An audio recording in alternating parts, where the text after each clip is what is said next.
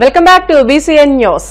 MSME పార్కుపై అపోహలు వద్దని కడప జిల్లాలోనే ఏర్పాటు చేస్తామని మంత్రి కొండపల్లి శ్రీనివాస్ స్పష్టం చేశారు. ఐటీ పార్కు ఏర్పాటుపై సాధ్యాలను పరిశీలించాలని ముఖ్యమంత్రి చంద్రబాబు తనకు సూచించారని అన్నారు. కడప జిల్లాలో మంత్రి కొండపల్లి శ్రీనివాస్ పర్యటించారు. ఈ సందర్భంగా పలు అభివృద్ది కార్యక్రమాల్లో మంత్రి పాల్గొని మీడియాతో మాట్లాడారు. ముఖ్యమంత్రి చంద్రబాబు ఆదేశాల మేరకు 20 ఎకరాల ఐటీ పార్కు కోసం స్థల పరిశీలన చేస్తున్నామని వెల్లడించారు. పార్కులో ఉన్న ఖాళీ స్థలాలను ఎలాంటి పరిశ్రమలకు కేటాయించాలనే విషయాన్ని పరిశీలిస్తున్నామని తెలియజేశారు. ప్రైవేట్ భాగస్వామ్యంతో ఫార్మా కంపెనీల ఏర్పాటు కోసం ప్రయత్నిస్తున్నామని, జిల్లాలో కావలసిన మౌలిక వసతులు, సదుపాయాల గురించి చర్చించడానికి కడపకు వచ్చానని అన్నారు. అన్ని శాఖల అధికారులతో కలిసి కడప జిల్లాలో పరిశ్రమల ఏర్పాటుపై సమీక్ష చేస్తున్నామని తెలియజేశారు. ఈ పార్కును అభివృద్ది చేసి నిరుద్యోగ సమస్యను పరిష్కరిస్తామని, కడప జిల్లాలో భారీ కంపెనీలు రావడానికి ప్రయత్నం చేస్తున్నామని మంత్రి పేర్కొన్నారు. అందరికీ నమస్కారాలు. ఈరోజు కడప జిల్లా ఈ జిల్లాలో ఉన్నటువంటి ఇండస్ట్రియల్ పార్క్స్ రివ్యూ చేస్తూ ఇండస్ట్రియల్ పార్ట్నర్స్తో మాట్లాడి ఇక్కడ ఉన్నటువంటి ఇండస్ట్రీస్ అందరితో కూడా కొంచెం పరిచయ వేదిక పెట్టుకొని ఈరోజు ఈ జిల్లా రావడం జరిగింది. ముఖ్యంగా ఇప్పుడు ఈ ఇండస్ట్రియల్ పార్క్ విజిట్ చేయడం జరిగింది. ఇందులో ప్రధానంగా ఉన్నటువంటి డెవలప్మెంట్ యాక్టివిటీస్ ఏంటి, కొత్తగా ప్రపోజ్ చేసినటువంటి ఎంఎస్ఎంఈ పార్క్ దాని తాలూకు విజిట్ దగ్గరలో సీఎం గారి చేతుల మీదుగా లాంచింగ్ ఈవెంట్ కూడా ఉంది ఆ రోజు. మరి అంతేకాకుండా ఇక్కడ టెక్నాలజీ సెంటర్ మరీ ముఖ్యంగా ఇక్కడ ఒక ప్రతిపాదన ఉంది. దానికి చాలా డిమాండ్ ఉన్నటువంటి సెంటరు. గత పాలకులు అది పెడతామని చెప్పి ఎస్టాబ్లిష్ చేశారు, కానీ ఇప్పటి వరకు ఎటువంటి ఫైల్ కూడా ముందుకు తీసుకువెళ్ళలేకపోయారు. ఈరోజు స్థానిక ఎమ్మెల్యేలు అందరూ కూడా దాన్ని ఎట్టి పరిస్థితుల్లో ఆ స్కిల్ సెంటర్ ఇక్కడ నీడ్ ఉంది. చాలామంది యువకులకి ఇక్కడ ఎంప్లాయ్మెంట్ రావాలంటే ముందు స్కిల్లింగ్ అవసరం.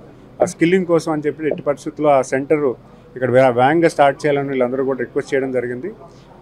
గతంలో ఏవో అపోహలు వచ్చాయి, ఇక్కడ ఏదో మారుస్తున్నారని. అటువంటి అపోహలు ఏమీ లేవు. ఎందుకంటే ఈరోజు గౌరవ ముఖ్యమంత్రి వాళ్ళు క్లియర్గా చెప్పారు, టెక్నాలజీ సెంటర్ ఇక్కడే పెట్టండి, దాన్ని ఎలాగా వేగవంతం చేసి దాన్ని ఇక్కడ ఏర్పాటు చేయడానికి ఎటువంటి ప్రాబ్లమ్స్ ఉన్నా వెంటనే రెక్టిఫై చేసి చేయమని చెప్పారు.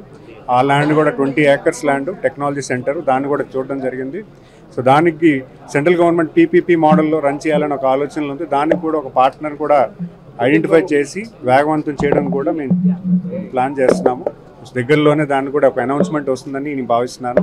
అంతేకాకుండా ఇక్కడ పార్క్లో ఉన్నటువంటి వేకెంట్ సైట్స్ ఏవైతే ఉన్నాయో అవి కూడా ఎటువంటి ఇన్వెస్ట్మెంట్స్ ఇక్కడ రావచ్చు. ఇక్కడ ఫార్మా ఇండస్ట్రీస్ ఫేజ్ 2లో కూడా ఫార్మా ఇండస్ట్రీస్ కూడా ఒక స్కోప్ ఉందని కూడా చెప్పడం జరిగింది.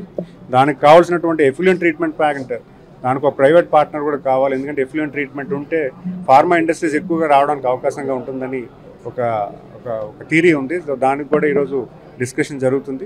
ముఖ్యంగా ఏంటంటే ఈ ఇన్ఫ్రాస్ట్రక్చరు ఇక్కడ ఉన్నటువంటి ప్రాబ్లమ్స్ అన్నీ కూడా ఐడెంటిఫై చేసి మాట్లాడడానికి వచ్చాము. ఒక పాజిటివ్ అప్రోచ్ అయితే ఇక్కడ కనిపిస్తుంది. ఎందుకంటే కడప జిల్లా ఉన్నటువంటి ప్రతి ప్రాజెక్టు కూడా ముందుకు తీసుకెళ్ళి ఇక్కడ డెవలప్మెంట్ అనేది వేగవంతమైన చేయమని చెప్పి గౌరవ ముఖ్యమంత్రులు మాకు సూచించారు. దాని క్రమంలో ఈరోజు ఎవ్రీ డిపార్ట్మెంట్, సర్క్ డిపార్ట్మెంట్లో లైన్ డిపార్ట్మెంట్స్తో కూడా కూర్చొని మాట్లాడాలని కూడా కలెక్టర్ గారు మీ అందరూ కూడా కూర్చొని మాట్లాడతాం. సో డెఫినెట్గా ఈ ప్రాంతం అభివృద్ధి పట్ల ఈ ప్రభుత్వం చిత్తశుద్ధి ఉంది. ఖచ్చితంగా ఒక మంచి మెరుగైన ఇండస్ట్రియల్ గ్రోత్ ప్లస్ ప్రతి ఒక్కరు కూడా సెల్ఫ్ ఎంప్లాయ్మెంట్ కల్పించే విధంగా ఈ ప్రభుత్వం పనిచేస్తుందని తెలియజేసుకుంటున్నారు. ధన్యవాదాలు. ప్రభుత్వానికి సంబంధించిన ఎన్నో స్థలాలు చాలా మంది ఆక్రమించుకున్నారని, వాటిని ప్రభుత్వం వెనక్కి తీసుకుని స్వాధీనం చేసుకుంటుందని AP deputy speaker Raghurama Krishnamraju తెలియజేశారు.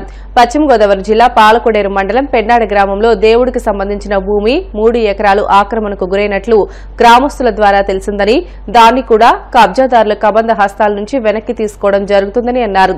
పెన్నాడ గ్రామంలో బీసీ అసోసియేషన్స్ అన్ని కలిసి సుమారు 70 లక్షల రూపాయల వ్యయంతో నిర్మించుకున్న కమ్యూనిటీ హాల్ను, గ్రామంలో సీసీ రోడ్లను, రైతు సేవా కేంద్రాన్ని రఘురామ కృష్ణంరాజు ప్రారంభించారు. పెన్నాడ గ్రామస్తుల స్ఫూర్తితో మిగతా గ్రామస్తులు ముందుకు వచ్చి ప్రజలకు ఉపయోగపడే వాటిని మేమే సొంతంగా నిర్మించుకుంటామంటే ప్రభుత్వం తరపు నుంచి స్థలం ఇప్పించేందుకు తాను కృషి చేస్తానని రఘురామ వెల్లడించారు.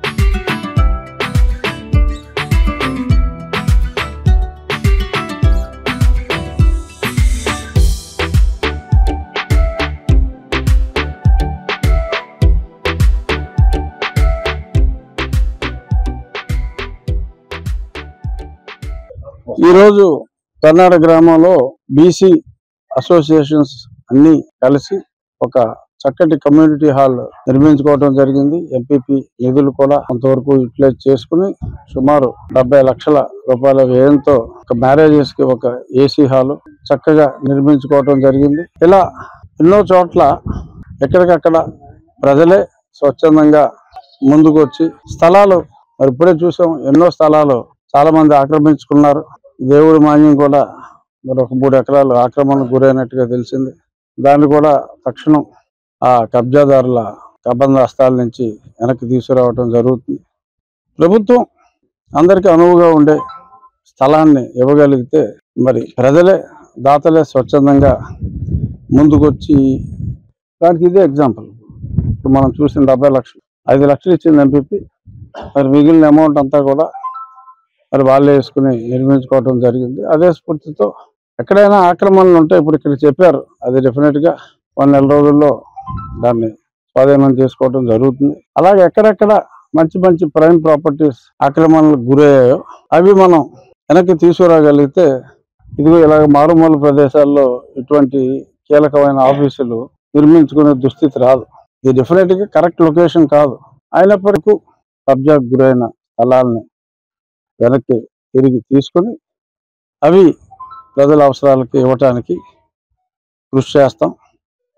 మీడియా ద్వారా తెలియజేసేది ఏంటంటే ఈ పెన్నాడ గ్రామస్తుల స్ఫూర్తితో ఎవరైనా మేము మా డబ్బులతో సరే ఎంపీ ల్యాడ్స్ ఏదో కాస్త వస్తే ఇప్పుడు ఎంపీపీ ఇచ్చినట్టు ఇవ్వచ్చు, బట్ మేజర్ అమౌంట్ కనీసం 75% గ్రామస్తులే ముందుకు వచ్చి మేము నిర్మించుకుంటాము అని అంటే ప్రభుత్వం తరపు నుంచి స్థలం ఇవ్వడానికి నా సాయశక్తులా కృషి చేసి ఆ స్థలం ఇవ్వడం జరుగుతుంది.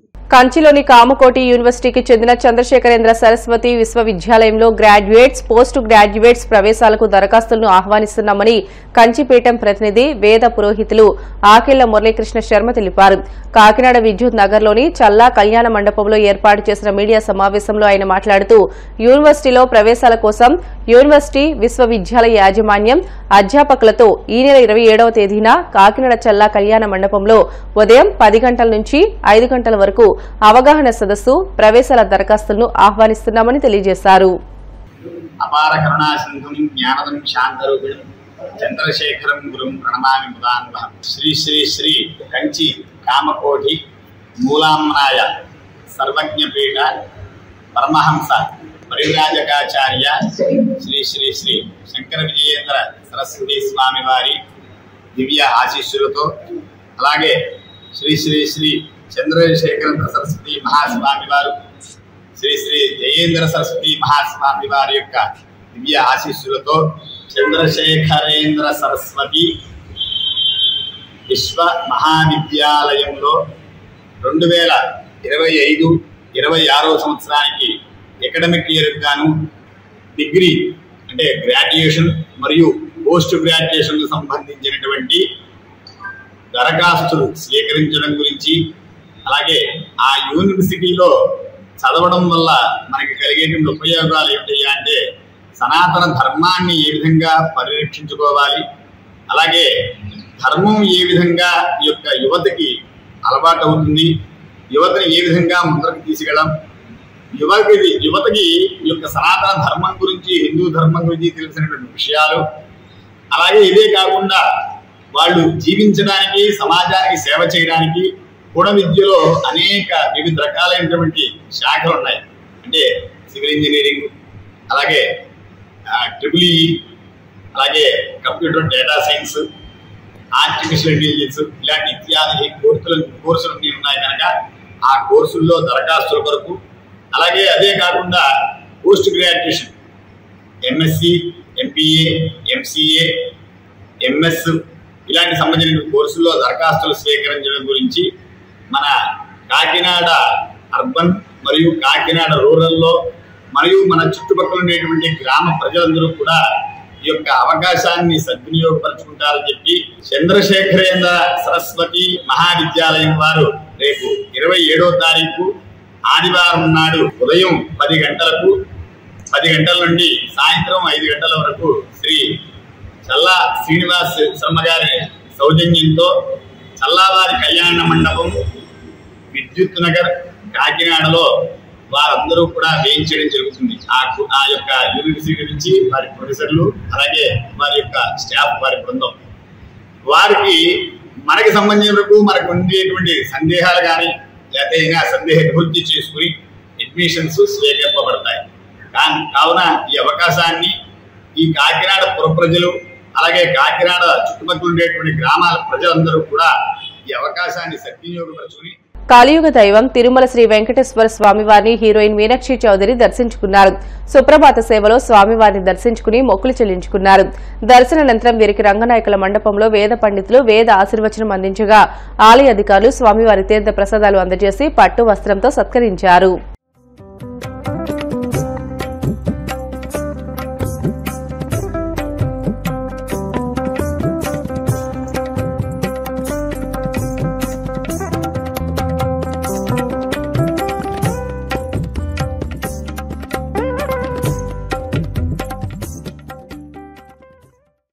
చాలా బాగా జరిగింది అండి. ఇది నా ఫస్ట్ టైం సుప్రభాత్ దర్శన్కి అండ్ చాలా చాలా హ్యాపీగా, చాలా సంతోషంగా ఉంది. అండ్ హోప్ఫుల్లీ మళ్ళీ ఇక్కడ రావడం అది అవకాశం అయితే డెఫినెట్గా నేను వస్తా. So thank you so much అండి. Thank you.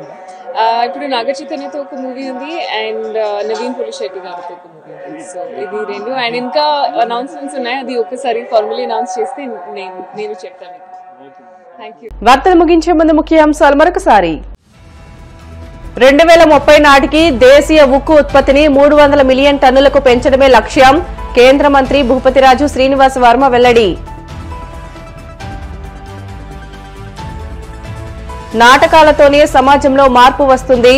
భీమవరంలో జాతీయ స్థాయి నాటికల పోటీలు ప్రారంభించిన డిప్యూటీ స్పీకర్ రఘురామకృష్ణరాజు, జిల్లా కలెక్టర్ నాగరాణి. ఎంఎస్ఎంఈ పార్కును కడప జిల్లాలోని ఏర్పాటు చేస్తామన్న మంత్రి కొండపల్లి శ్రీనివాస్.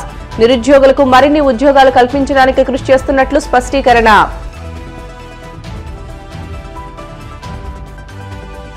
తిరుమల శ్రీవారిని దర్శించుకున్న హీరోయిన్ మీనాక్షి చౌదరి. ఆలయ మర్యాదలతో స్వాగతం పలికిన అధికారులు. ఇవి ఇప్పటివరకున్న బులెటిన్లోని అప్డేట్స్. మరిన్ని వార్తల కోసం BCN digital YouTube channel, Facebook పేజీని ఫాలో అవ్వండి. అప్డేట్ వార్తల కోసం ప్లీజ్ డూ సబ్స్క్రైబ్.